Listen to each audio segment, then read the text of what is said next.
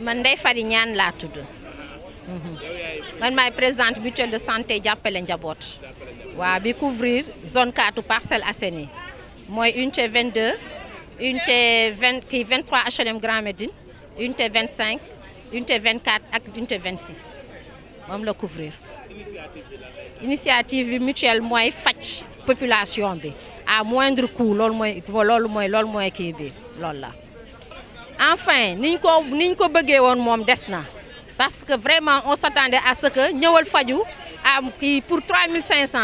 yombaloon nañ ko population yombal boo xam ni vraiment waroon nañu mën a adhérer en masse mais des na bien vrai peut-être au début tane woon na mais pour renouvellement bi sax dañu am problème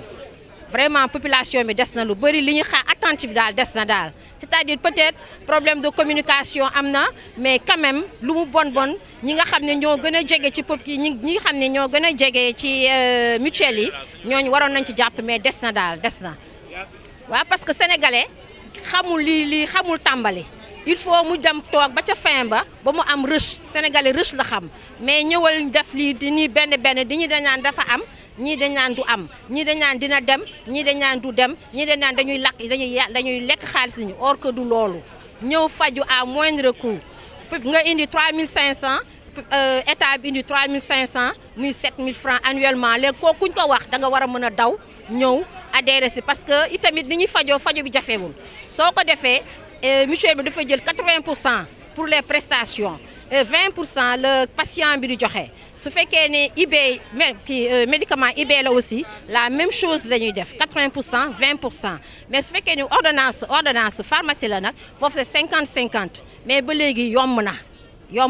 ñun ñu ngi li ñuy attente bi daal des na su doon ñun lii tax suñu initiative bi loolu moo ko gën a indi mooy au moins population bi xam ñu ñëw découvrir ni mutuelle yi ñu ngi def lii comme ça ñu mën ci jàpp daal loolu mooy suñu initiative bi actuellement. enrôlement massif la ñu bëgg suñ su jógee soo ëllëgee nit ñu commencé di ñëw di cotiser massivement loolu la ñu bëgg mais quand même mën nañu wax ne à peu près atteindre nañ suñu objectif parce que pour une première fois la ñoon mutuelle lañu bu bees lañu donc dañuy doog a tàmbali moyens yu bëri wuñu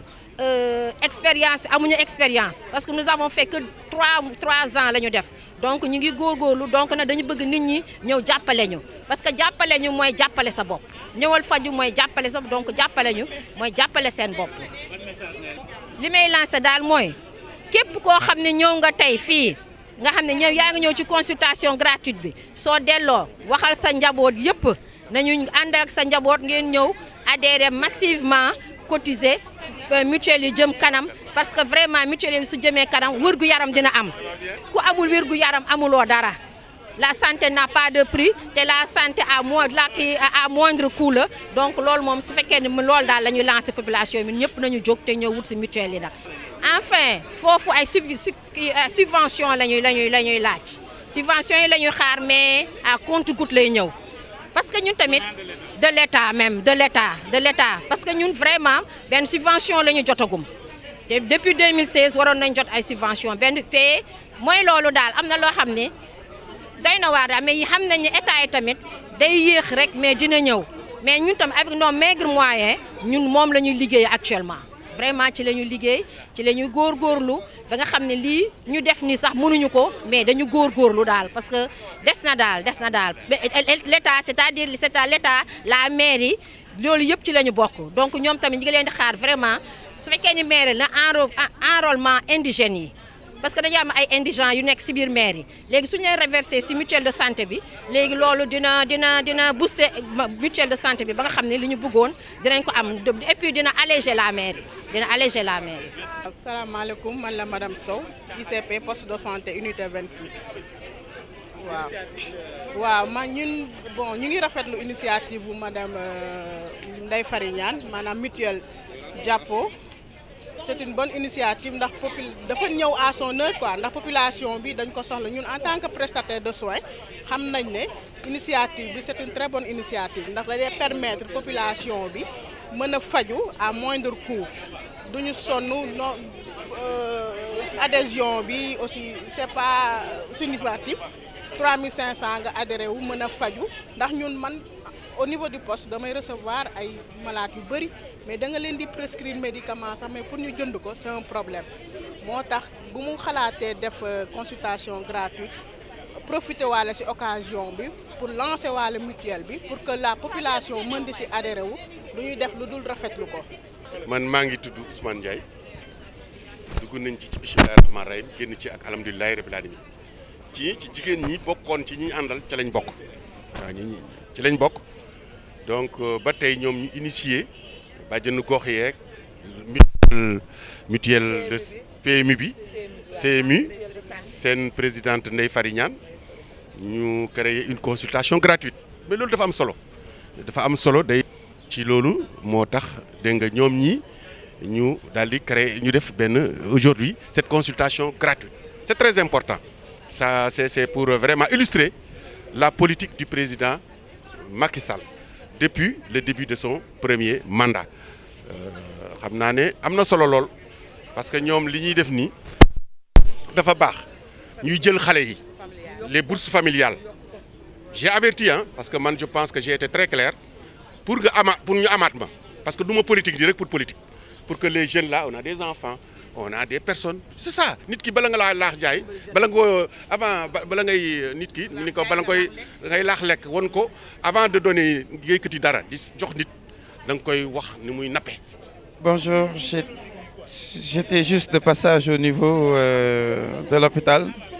pour la consultation ophtalmologique et j'ai découvert que il y a une mutuelle de santé qui existe et dans le cadre de la couverture maladie universelle qui rentre dans le cadre de la politique sanitaire du gouvernement du Sénégal, il y a une campagne de sensibilisation et d'information pour susciter l'adhésion des populations. J'ai décidé d'en profiter, bien que j'ai une mutuelle de santé dans mon entreprise. Je me dis qu'il peut le moins pour le plus et c'est une possibilité d'assurer plus de sécurité au niveau familial et au niveau donc sanitaire. Il y a une mutuelle de santé qui existe et dans le cadre de la couverture maladie universelle qui rentre dans le cadre de la politique sanitaire du gouvernement du Sénégal, il y a une campagne de sensibilisation et d'information pour susciter l'adhésion des populations. J'ai décidé d'en profiter, bien que j'ai une mutuelle de santé dans mon entreprise. Je me dis qu'il peut le moins pour le plus et c'est une possibilité d'assurer plus de sécurité au niveau familial et au niveau donc sanitaire. Je demande aux Sénégalais de signer leur acte d'adhésion parce que la question de la santé est en rapport avec le développement socio-économique et professionnel. Donc, chaque citoyen sénégalais doit faire l'effort, ou chaque chef de famille,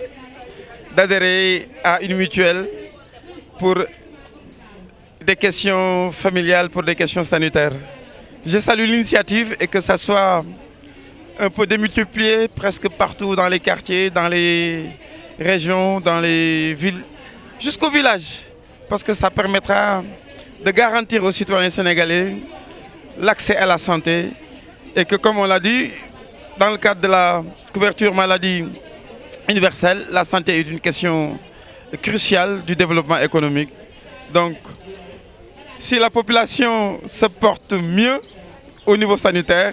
les questions du développement vont être résolues.